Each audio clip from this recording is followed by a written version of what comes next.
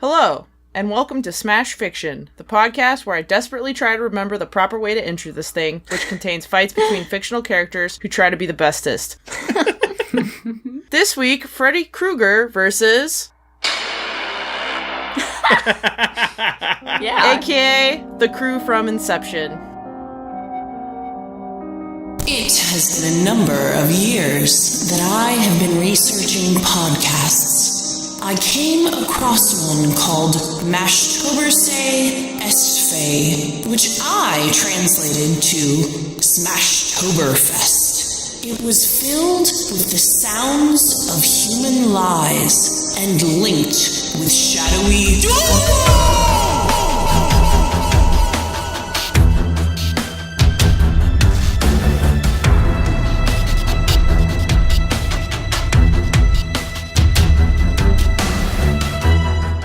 Sue. Why, hello, Dom. How's my favorite Cobb nephew doing? Oh, I'm alright. Just tired from work. Mind if we just grab some dinner so I can get a good night's sleep? Why, sure, Dom. Why don't you grab some Italian food at Jocelyn's down the street? That Chef Alex makes the best baked ziti. Do you remember how to get there? Turn right out of the driveway onto our Elm Street and take the second left. Alright, Aunt Sue. That night, Dom Cobb got his favorite chicken parmesan and then laid down to get his good night's sleep. But trust me, it wasn't. He had vivid dreams of his prior Inception missions, some having almost gone terribly wrong. The next day, he woke up and proceeded to gather his team for their next mission for their client, Saito, an Inception on Robert Fischer. Cobb and his team members, Arthur, Ariadne, Eames, Yusuf, and Saito, board Fisher's plane and start the Inception. Their mission is to convince Fisher to break up his father's energy company in order for Cobb to clear himself of his checkered past and to go back home to his family. As the Inception starts, things seem to be going well, except it soon wouldn't be. Back to Cobb's visit with Aunt Sue. Unbeknownst to Cobb, a certain someone was watching him that night while he was dreaming about his various Inceptions. That certain someone took an interest in Cobb in his dreams, considering that they seemed more bizarre than a murderous psychopath killing people in their dreams, leading them to die in real life. Oh no, this just wouldn't do. Mr. Freddy Krueger needed to get to the bottom of this. After tracking down Cobb and accessing his current Inception dream state, Freddy ran into a friendly lady named Mal, who helpfully directed him on how to find Cobb. As Cobb and his crew are about to start their mission in the first level of Fisher's dream, a burned and clawed hand wraps around the edge of a door in front of Cobb. "Oh no," whispers Cobb. "Aunt Sue's stories. They're true." So, who will win in this nightmare? Will Freddy succeed and make Cobb's weird shit even weirder? And murderous? Will Cobb and his team avoid Freddy and complete their mission inside Fisher's dream? I really can't wait to hear these arguments, so I, Liz Logan, am your spooky space judge. Representing the Inception crew are Kit Mulcairn. I heard a story about a guy who looks like a hipster pervert hate-fucked a month-old pizza, and if he kills you in your dream, you die in real life. But, he clearly murdered fashion, and yet that lives on, so I don't know. Maybe it's just an urban legend. And Megan Bob.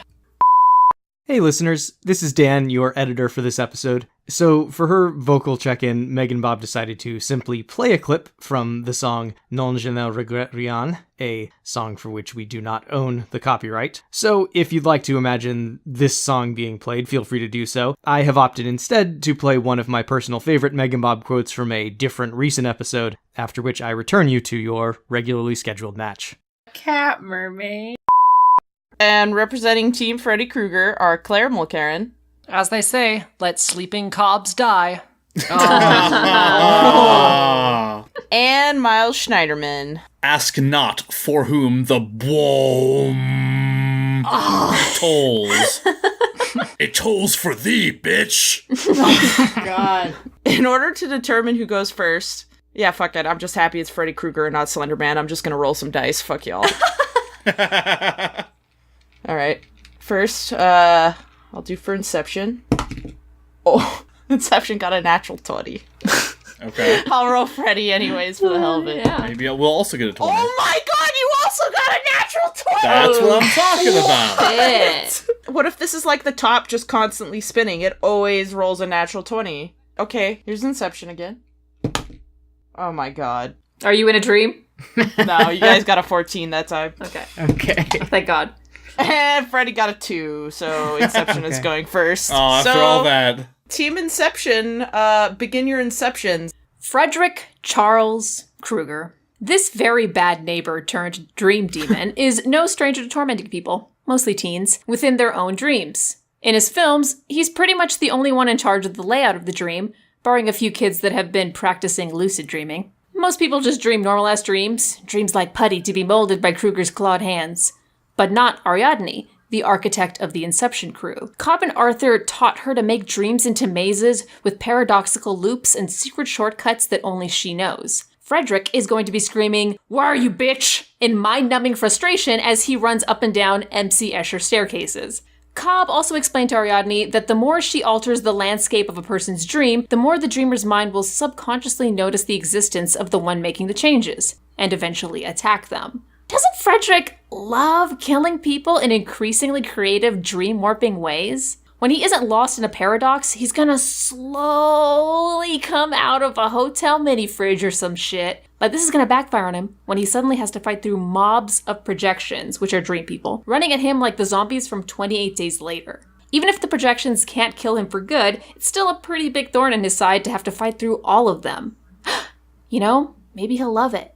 Maybe having that many people to kill will be like having a giant bag of your favorite potato chips sitting open in front of you, and you know you shouldn't kill anymore, but what the heck, just one more. Let's go back real quick to that desire to kill creatively, though. Killing people in weird ways is clearly Frederick's fetish, but it's a time waster. The militarized projections of Fisher's mind tirelessly attempt to kill the Inception team the whole damn time with guns and SWAT tactics, but can't. Yet this sweater-wearing pervert trying to bust a nut is supposedly going to do a better job?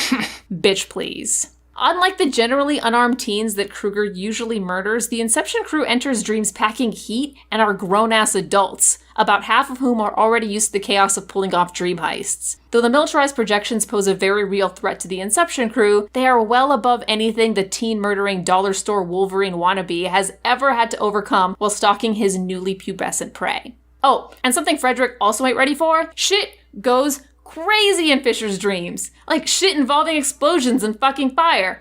Fire, Frederick! We all know how much you love that shit. Why don't you just call this one a loss, find some snuff porn, and go jerk it in a corner, you sad little man. The Inception team is competence, coated in mastery, with a demi-glaze of expertise, and then finished off with a sprinkling of raw prowess. Kit told you about Ariadne, but the others are every bit as formidable. Arthur is great at hand-to-hand combat, weapons, an explosive expert in both regular gravity and fucked up gravity. Frederick is spooky, but he is not more dangerous than fighting people trying to kill you at the same time as the building you're in is being moved around like a Magic 8 ball. Eames is a sexy motherfucker. Yeah. How the fuck is that gonna help? How won't it help? Yeah, I agree. Yeah, he can shapeshift into a teen and then act afraid, quivering under a staircase while Arthur uses some explosives. At a moment's notice, he can distract Frederick while the team gets into a better tactical position, like when he becomes the blonde in his second dream lair to help the team get into better position. Shit, he can turn into Frederick and come after him with those stupid goddamn claw gloves. Gloves? Claws. And Cobb. Cobb might be a self-destructive sado, but he is damn good with people. He knows how to get people to work together, even in a shitty situation like being trapped in the dream world. He knows how to handle someone that doesn't want to work with them like Fisher. He can keep the team focused and improvise easily when Frederick arrives. The team works together, but more importantly, they're fine working in small teams or alone. Yusuf does that sick stunt driving and leaves hired killers smooshed on the asphalt. Arthur fights people in Riggs' elevator explosions on his own. Eames fights a bunch of attackers in the snow base with just a dying Saito for help. They are all excellent at improvising quickly, whether that means shapeshifting, stealth, firefights, explosives, crawling through ducts, or killing one another to escape the dream world. Even if separated or if one of them is killed, it doesn't affect how powerful a threat they are. Speaking of powerful threats, Maul. Maul is a package deal with this group, and as much as she fucks with the Inception team's day, she is going to be fucking with Frederick's day too. She causes a train to blow through the middle of the road and appears as a sniper out of nowhere. She's shown the tendency for violence towards anyone distracting Cobb's attention, like Fisher or Ariadne. She's going to be pissed the fuck off that Frederick is pulling focus, and she will come after him. Frederick can't kill her. He can do nothing about her except try to avoid her smoldering Frenchiness. God knows he's been alone for long enough. He'll probably take one look at her face as she stabs him and blush. Is this flirting? He'll gasp. Is this what it feels like when I, a simple garbage waffle, am noticed? Yes. That feeling of a blade between the ribs is absolutely what it feels like when Maul wants your attention. Frederick has never in his life or unlife gone up against someone who can also control the dream world as well as he can, and yet he has lost every damn time. Sure, he's serviceable at killing teens, but even against people at an extraordinary disadvantage, he loses. This will be his first time going up against people that can go toe-to-toe with him in shaping their surroundings. But this will not be the first time the Inception team has gone up against a force that can rewrite the dream world. They have experienced invasive dream shapers like Maul and have managed to deal with it handily. Frederick, despite his murderous ways and I guess the power of having a face like the bottom of a pair of old Converse, has no way to prepare for this.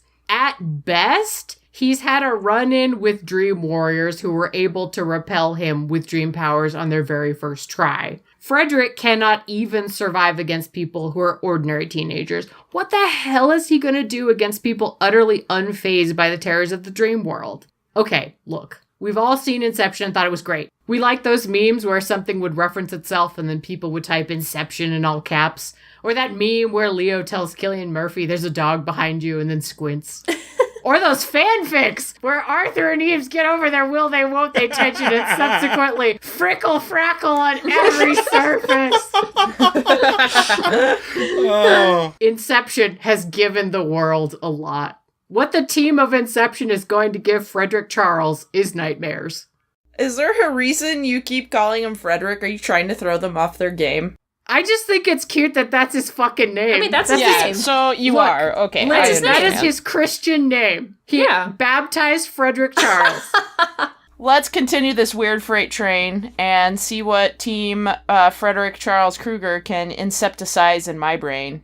Alright, look, we all know Freddy Krueger. Bad hat, burned face, ratty-ass Christmas sweater, knives for fingers. It's Freddy Krueger. You know who he is. And if you don't, you should go back and listen to the Scare Games episode because I talk more about it there. And even if you've never seen a Freddy Krueger movie in your life, there's a really good chance that you still know at least two things about him. First, that talking about him for any length of time requires using the word bitch more than you normally would in polite company.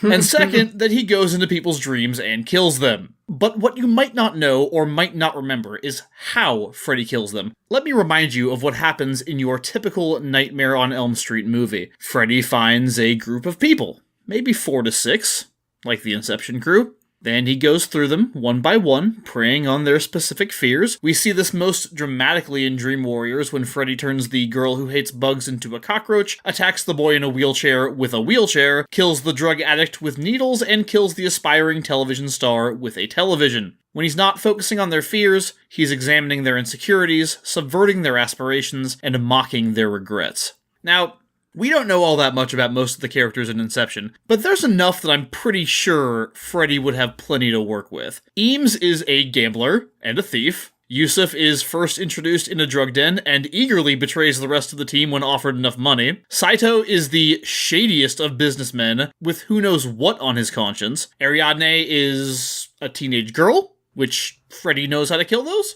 And Arthur? Honestly, Arthur kind of seems like he has his shit together, for being real. But hey, that's who the occasional non-personal sucked into a hole in the bed and then a fountain of blood comes out kills are for, alright? People like him. Meanwhile, the person we do know about is Dom fucking Cobb, whose buffet of fear, guilt, and general checkered past having is just so exactly what Freddy ordered. Forget whether or not Dom is going to bring Mal into the dream with him. Freddy loves taking the form of friends and loved ones before literally stabbing his victims in the back with them. Cobb won't even have time to finish lovingly caressing the side of her face. But even after all that, I kind of think that the specific ways in which Freddy kills people tend to unfairly overshadow what he does in terms of tactics. In Springwood, remember, as far back as the first movie, the adults in town know who Freddy Krueger is.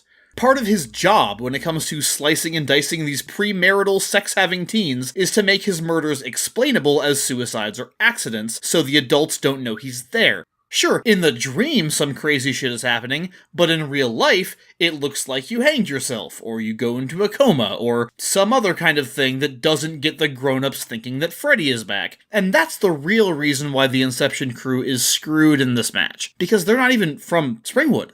They've never heard of Freddy Krueger, and if they have, it's in an extremely context-free situation. Their profession revolves around complex, rigid systems of rules, action and reaction, cause and effect. They are so good at what they do because what they do is a science, and above all, they know their science. What is this collection of admittedly very manly, very rational men in their very manly, very rational suits, along with their token girl who is even better than they are at the science, going to do when the fucking walls start to bleed and everything they think they know about dreams breaks down? First of all, are they going to believe it if there's still a rational explanation for it, which there always is at the beginning? And if they do start to believe it, do you really think these people who panic the moment their own mundane shit goes wrong are going to be able to handle Freddy Krueger? Because Freddy is not scientific, he's not rational. He is a supernatural force of aggression. He is made of fucking dream demons and he steals your soul. Wes Craven's New Nightmare makes it pretty clear that while your first instinct might be to laugh at him, Freddy Krueger is an ancient, malevolent power of pure evil who is utterly not to be trifled with. He doesn't follow the rules of Inception. Why should he? He doesn't follow the rules of his own world. Nancy thinks she has him beat in the first nightmare simply by walking away, depriving him of power by depriving him of her fear. Should work, right? Sadly not. At the end of the movie, Nancy is, surprise, still being tormented by Freddy Krueger. People have put holy water on his bones, shown him his own evil in a mirror, set him on fire, and blown him up with a pipe bomb. All things that should logically work in these movies, and none of them ever do. Freddy keeps coming back. He doesn't follow rules, not even the rules of his own genre. And against the bumbling brain thieves that Dom cobbles together, he cobbles them together. You know what? That was good. All right, points. Whose basic foundation of limited competence rests entirely on their understanding of a certain system and a certain set of rules? Well, let me put it this way. You know that train you're waiting for, that you don't know where it's going to take you? Oh, look! We've reached our destination, the quaint little town of my nightmare, population bitch! Enjoy your stay!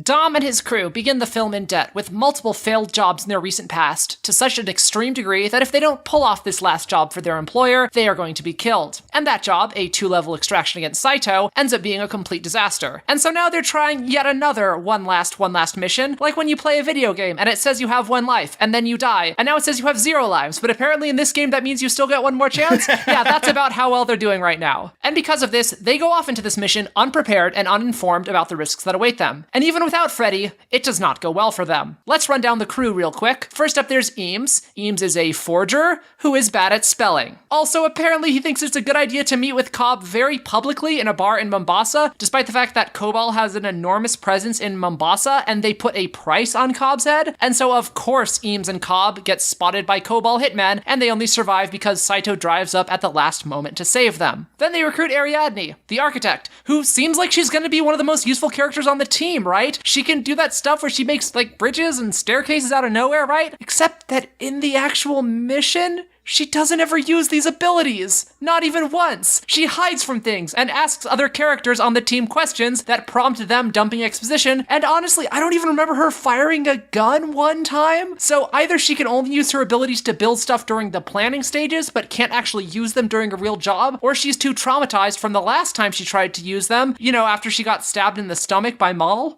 Regardless, she doesn't do anything useful in this movie, and she's not going to do anything useful in this match.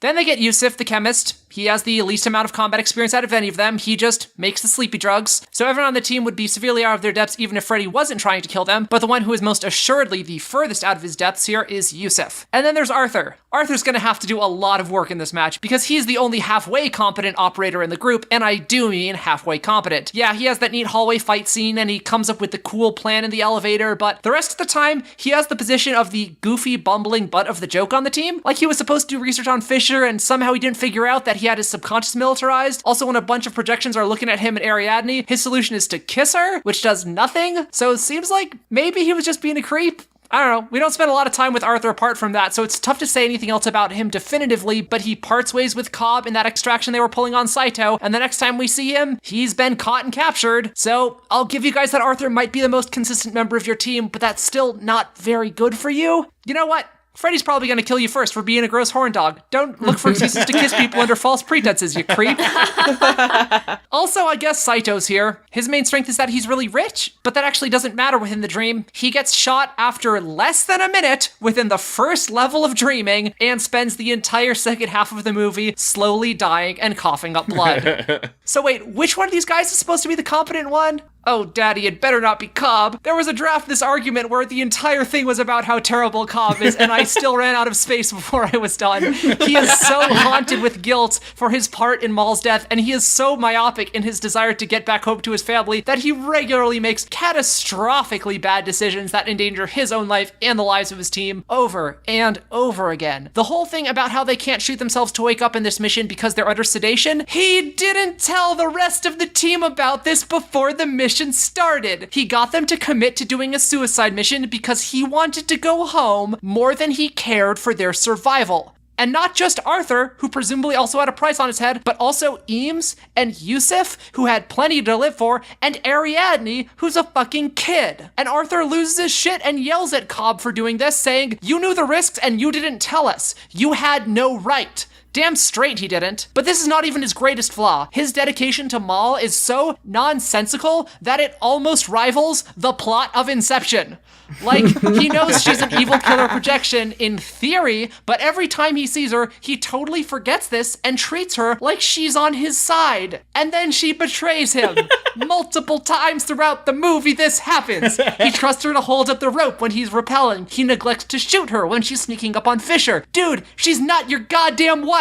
Why do you always forget this? Heist films usually teach us that criminals are rich, successful, intelligent, and competent. In truth, although some real-world criminals make a comfortable living and never run afoul of the law or one another, most criminals are dumb, their plans are bad, and they're always one step away from getting caught or killed until their luck runs out and then they do get caught or killed. Despite all of the ways that Inception is a truly fantastical science fiction film, its portrayal of the life of an average criminal is surprisingly realistic. One thing that makes this scenario slightly better for them, however, than it was in the actual movie, is there's always the chance that Freddy might kill Cobb first. If that happens, their chances are going to improve dramatically.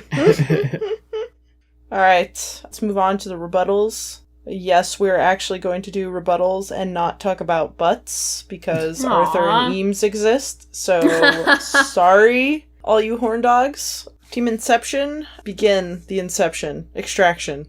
Whatever. You brought up that they are bad at their jobs and consequently prone to danger. Counterpoint. They're all fucking horny for danger. They love it. Sustained. These are not people who have regrets. These are people who make sustained bad choices because they don't give a fuck. Eames is like, I'll meet you at this bar. I got nothing to lose. Oh my god. I mean, that still fucks them over, so... I really want a t-shirt that says horny for danger. We don't actually get to see their lives outside of the mission very much, except for Cobb. And we just see Cobb, like, basically sitting and drinking and staring off into space and holding a gun and spinning his top. And if it doesn't happen, he's going to shoot himself in the head and, like, being all mopey and sad. That's all that we see. And then when we see him interacting with the other people, he seems all happy and cool and, like, I'm a cool con guy in a cool con movie. But, like, we don't see the other people in their normal lives, so presumably they could have some dark shit, too. Like, it's speculation on your part to say that they're not, like... Everyone's fucked up. They're criminals. I mean, I'm just gonna reiterate, horny for danger.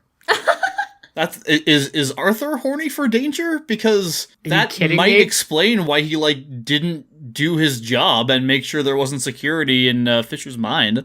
Diamond hard. I think he did his best, and despite all that, I mean, they do a fantastic job of doing the thing. They did the thing, and they did it competently, considering that, militarized projections were coming after them, like SWAT teams. When you say they did it competently... Maul shoots Fisher in the head. At one point, there is, an all is lost moment in this movie where they're like, shit, no, we're done. Because they fucked it up. They screwed up. And then they came up with, a plan on top of that. They're incredibly good at, improvising. Freddy is just another thing they have to improvise, and Freddy's gonna have to be dealing with all of the bullshit that they are as well. Projections attack you if you're, a foreign person who's in the dream, right? It seems to me like that happens because of the nature of the devices that they're using in order to share minds. Freddy's not using that. When he enters people's dreams, he doesn't get attacked by the subconscious. He doesn't get attacked by projections in his own movies. It wouldn't make sense for him to do it in this. It's because of the technology that they're using. Or it's because Freddy's part of the dream. Okay, well, that's awfully convenient then, isn't it? Yeah. I mean, you're coming into our universe, so you just get to pick the parts that you don't get. I feel like Freddy doesn't follow the rules. That's what I'm saying. The projections, I believe, would slow him down. So what I'm kind of thinking is a Matrix, agent scenario where, you can fight it off and they have to deal with things and civilians and blah, blah, blah. Won't necessarily kill him or knock him out of the dream world or, completely stop him, but it would slow him down. So I would say he would have to try and deal with those things as well. You brought up Yusuf as kind of a weak link and sort of highlighted some of the others as weak links. If Yusuf is the weakest link, oh my God, Freddy should just give up now. That weak link was able to do stunt driving and fight people while driving. That's the weakest one. Yeah, what happens if his steering wheel turns into a mouth and bites his hands off? I think we were pretty clear that we think Cobb is the weak link. I said Yusuf was the least experienced in this stuff. The weak link here is going to be Dom Cobb, who is an idiot. Oh, okay. Then in regards to him, Sir Frederick Charles coming out of the steering wheel, he does that shit so fucking slowly and campily and garbagey that Yusuf could respond to that easily. He's not a stupid teenager in one of these stupid Wes Craven horror movies. He's just sad pizza man. Kit, you realize they have made Freddy movies more modern Freddy movies, right? God, where unfortunately. where the effects are better and it happens faster, it takes people by surprise even when they're adults. And yet he still loses every freaking movie. By lose, do you mean kills everyone except one person who gets away? But that's our goal. That's our goal in this match, right? Okay, so our goal is to have one member of this team survive. And complete the mission. Yes, and complete the mission. All right, so...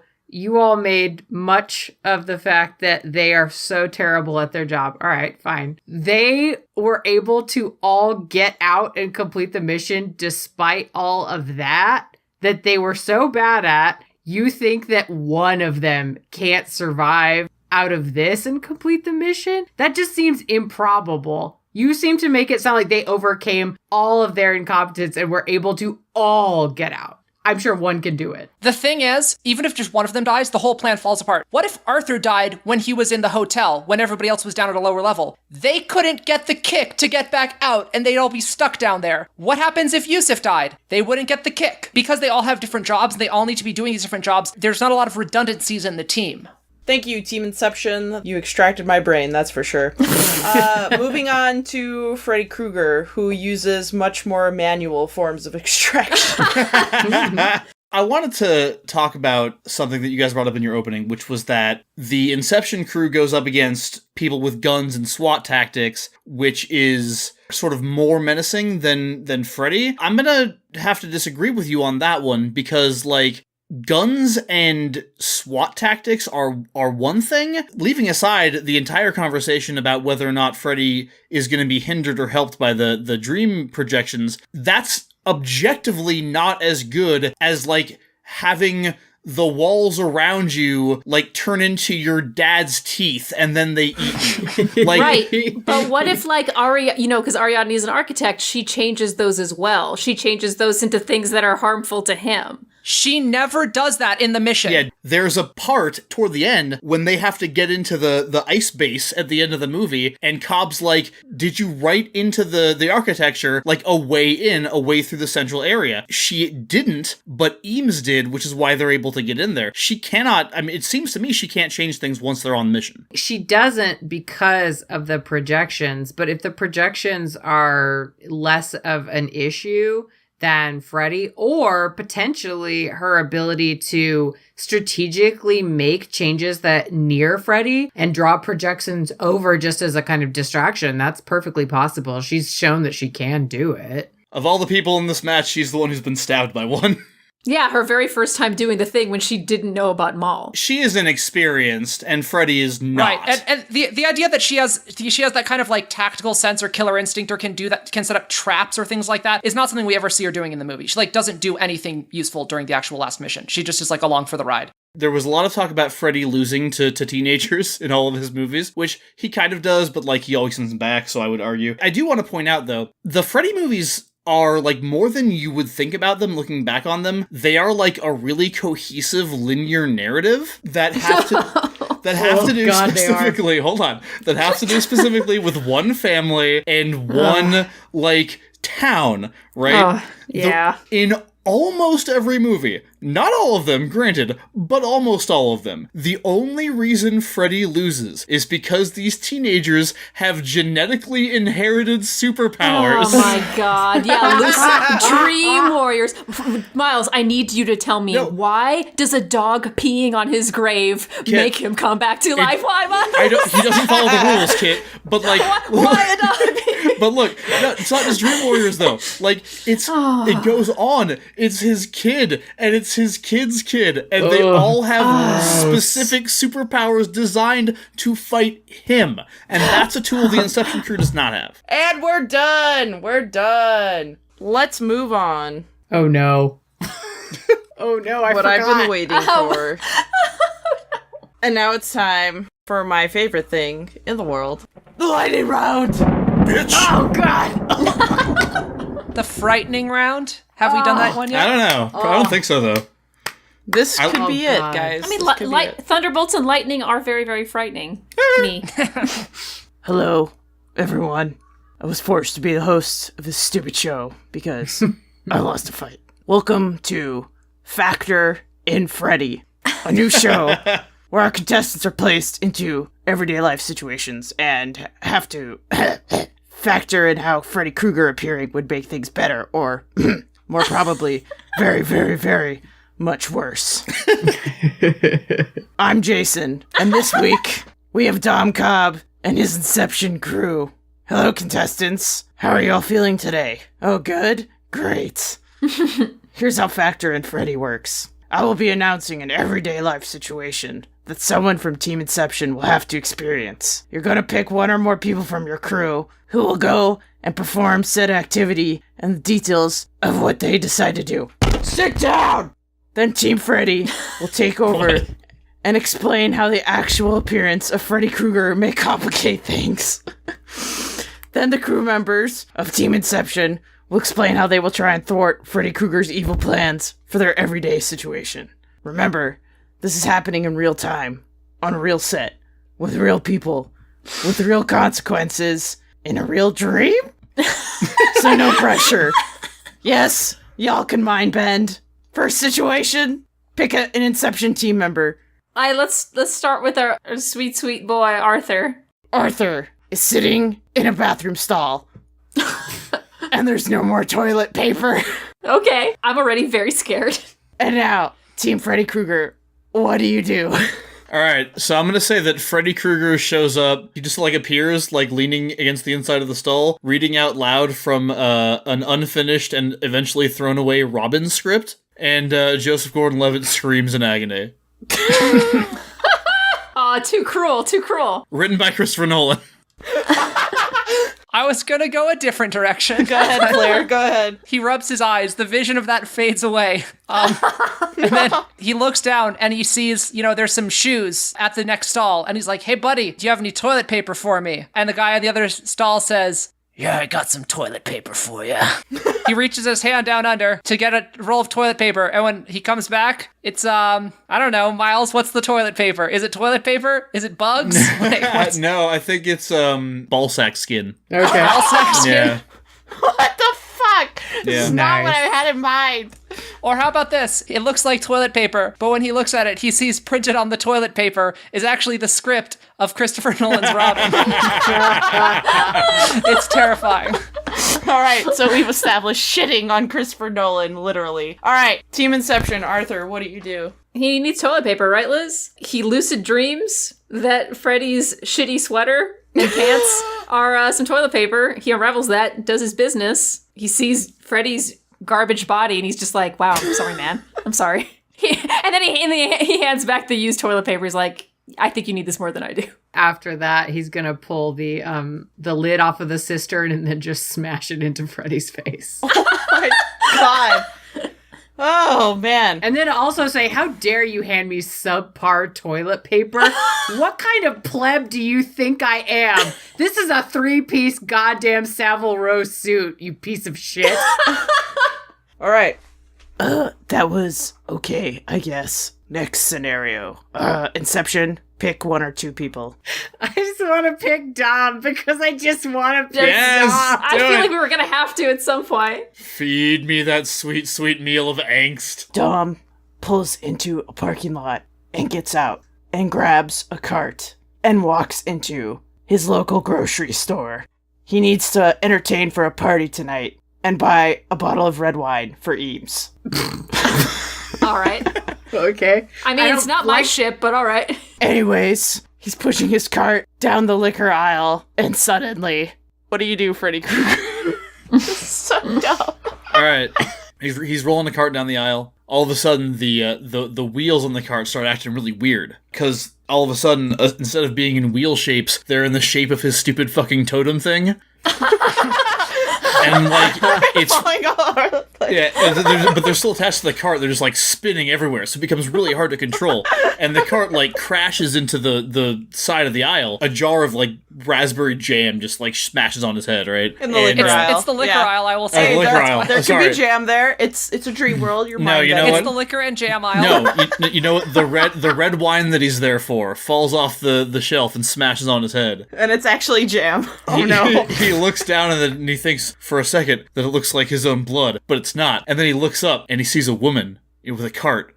And there are 2 kids. One of the kids is sitting in the little seat on top of the cart because he's a little boy with blonde hair, and the other kid's a little girl skipping along happily next to her mom, whose face we can't see. And then she looks over at Dom, looks him right in the face, and it's Freddy's face. Oh my god. Yes. Fucked up. And the kids turn around, and they also have Freddy's face. I'm sorry. I'm just imagining Freddy like in the dress and with the haircut of Yeah. Wall, Oh, yeah. and it's just so great. Yeah. I don't How do really you know say what bitch in French? And then a bunch of more bottles of wine start falling off the shelves and crashing until just like the whole ground is covered in wine, and it just keeps rising and rising and rising Yeah. up. And Cobb's trying to struggle. You know, he grabs onto his cart and he's trying to get up. Freddy goes and he sits down on the cart, and you know, Cobb's slipping more into the wine, and he's like, hey, could you move over onto that cart? It looks like there's space on that cart for both of us. I don't have to drown in this wine, you know? And then Freddy looks down at him and is like, you know, I don't know if there is space actually, and I'm kind of good up here on this cart. He's just getting steadily more and more drunk against his will. He can't help himself until he finally goes under. We're just gonna end that there. Inception, do you want to respond? Yes, what happens is that from the ceiling of the grocery store onto this cart and weird Freddy situation drops from a rope out of nowhere a fucking train. And the train is wearing a sexy cat suit for some reason. And then smashes him. And then Mal's like, oh, What a mess. yeah. So he still Okay. dies. Okay. No, Okay. it smashes Freddy. It doesn't smash Oh. Dom. Oh, I thought It's a careful train, Miles. A careful, loving train. Isn't there that one Freddy movie where the woman's like, I know you're in there, Jesse, and you can break free. And so this is basically what Yeah. Cobb's gonna do. He's gonna slowly It's go number up 2. to. to Freddy slash Maul, and is like, Maul, I know you're in there, and he's gonna like mac on Freddy. And let's face it, Freddy's probably still gonna kill him, but you know what? That's better for Cobb. And then Eames shows up, and they all go and remake Venom together. Yeah. With the bottle of red wine. Sweet. Venom's already a perfect movie. That's a good point. That's a solid point. Well, I was gonna have 3 scenarios, but I feel like I can only handle 2. So amazing job, but I would have killed you all way before Freddy ever would. But let me pass it on to the space judge. Oh, well, thank you, Jason. You did a great job.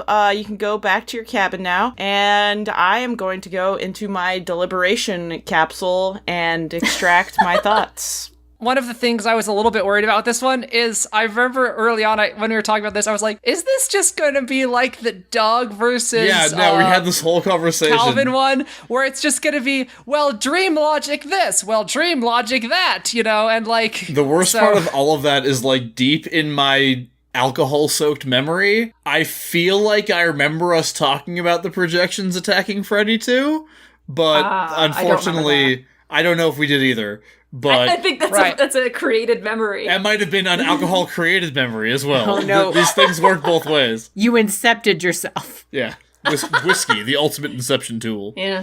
Do we want to talk about the fact that people started using the word incepted, like ironically, even though that's not like a proper anything grammatically, and now people just use it like it's a word that I don't think get that it was originally created to be like a joke thing. Yeah. It's not a real thing. Such is the nature of language, Claire. Such is the nature of language. It just incepts itself into you like that in ways you can't control. It's because That everybody language. saw that movie because it has the greatest trailer of all time. Just bois. I mean, the bois sound was popular for a very long time. Yeah, I after know. You know what, Kit? You're giving me the perfect segue. Is now the time to talk about my favorite idea for a Smash Fiction match that may never be? Do it. I hope we get a chance to make it at some point. You're talking about the Inception sound? Yes, this was one of actually our earliest like joke matches that I talked about for like the first April Fool's Day, or like even just a real match when I was feeling crazy. But it was the Inception sound versus the Wilhelm Scream. Yeah, that's a tough one. The idea of the match is it's about which one of them is going to do a better job of like worming its way into people's minds and appearing in more movies. The Wilhelm Scream, which is that like Star Wars scream. Everybody want to do the Wilhelm Scream? Oh!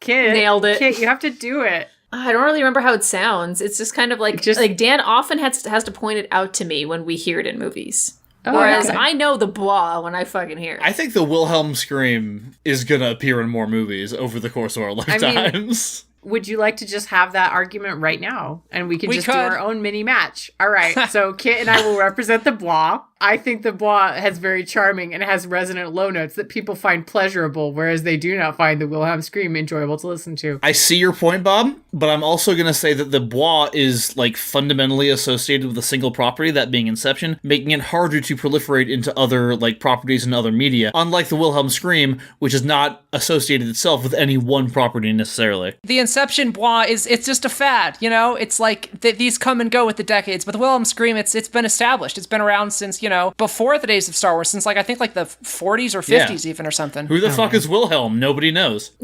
I'll give you that. The Wilhelm Scream has like a lot of it's got more history. It's been around for longer, but the bois is like getting used in every single fucking trailer these days. Also very easy to work into EDM. Whereas the Wilhelm Scream would just be like a shitty sample. I like that. Okay. Man, how about this for the one match where we don't actually stop arguing during this part of the show?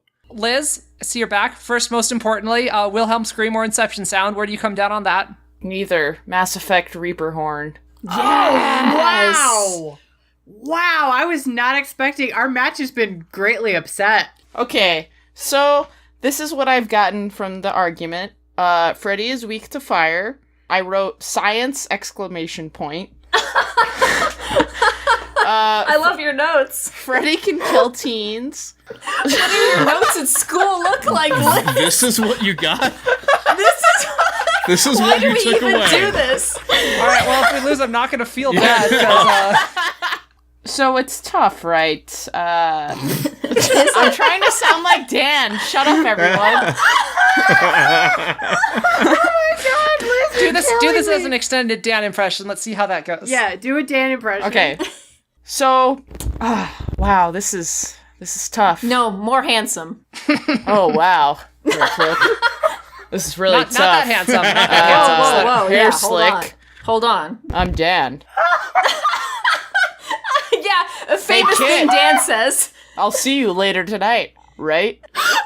You're sitting next to me. Oh. Oh, this is uncanny valley shit right here. So, what I've gotten from this is they both can control their dreams, right? I guess the biggest point I was struggling with, which I was thinking about earlier and we had an issue with, is does logic apply? I don't know. Not in my mind. Not in Smash Fiction. I think Team Inception can pull it off. I think they have, because, one person is supposed to make it through. They've dealt with Cobb's, wrenches in the plan. I mean, even in their own mission, they should have failed multiple times, but they never did. Yeah, I gotta go with Inception. You did stunningly, Team Freddy. Oh, thank you. Likewise, I'm sure. Tom, Fo, Spoopy thanks. First of all, thank you to Pizamon, who is the one who suggested this match. You did it. This one was on there a really long time ago, so thank you for suggesting it. And thank you to patron Alex Jocelyn and your wonderful pizzeria. Yeah, I think you're the first patron who got to be a building. It's a restaurant! Alex Chef. I said Alex makes the best baked ziti. Come on. Alex, you gotta move. You're in a bad neighborhood, bad dream nonsense. Have we talked about Liz's song on Patreon yet? Her magical song about the League Ohana. If you guys haven't heard it yet, It's so good. scooch on over to Patreon and give that a listen. Over to Twitter. Thank you to Florian. Cool Down Now is Scary. Jeff and Rick are the boogeymen.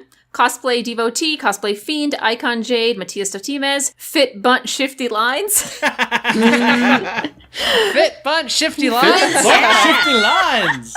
Earth Mofo, Neil Butler, A Catch, and Sean Boyd. Over to Tumbles, thank you to Secretly a Skeleton Sid Rabbit Blog, Changing Shades, Fat Blunt 69. Fat Blunt. 60. 69? Crushed it. Ultra Anonymous Angel and Ink the Cryptid. Over to Facebook, thank you to Daniel Kidder and Robert Ramsey. And also, just a little shout out. Thank you to Christopher Simmerman for your very, very nice email. They gave us, Oh man, I wish we could read that whole thing. Oh yeah, oh boy. Y'all are so sweet. Thank you for listening to this episode of Smash Fiction. Next week, we have Extraordinary League episode 34, and then after that, we have Count Olaf versus Dr. Horrible. Nice. Dr. Horrible. Dr. Horrible! Horrible! That is the best reading we could have hoped for.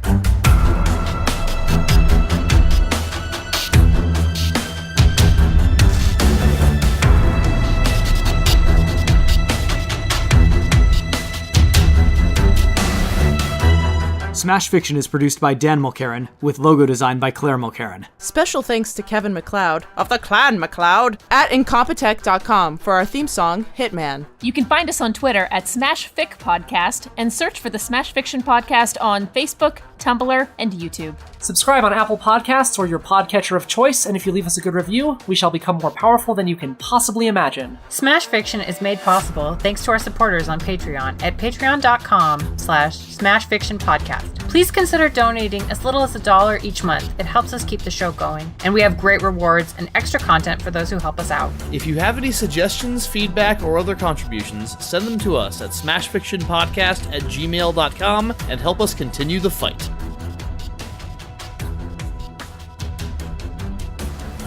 Saito. Is that good enough, Kit? Yeah, it's better than Sato. Sato! Jesus. Almost You gotta proper say name. Sato. Sato. Can I just say that I noticed the latter half of the movie, they all were pronouncing it correctly, so I feel like Watanabe was like, all right, listen. It's not that hard. I wouldn't fuck with that guy.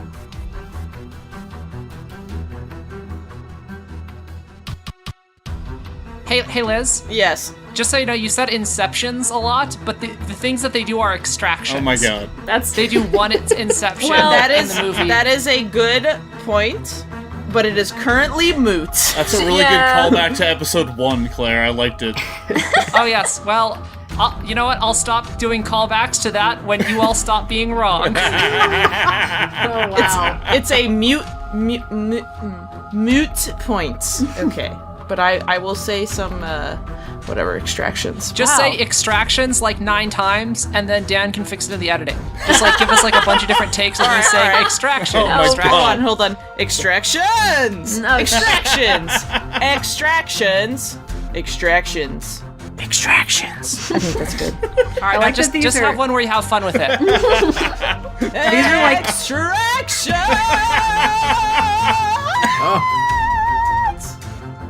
Oh, God. These are we like really gonna love efforts. We are this. God, already Bob. off the rails. Oh God, Bob, give me the kick. I can't do it. All right. Welcome to my nightmare.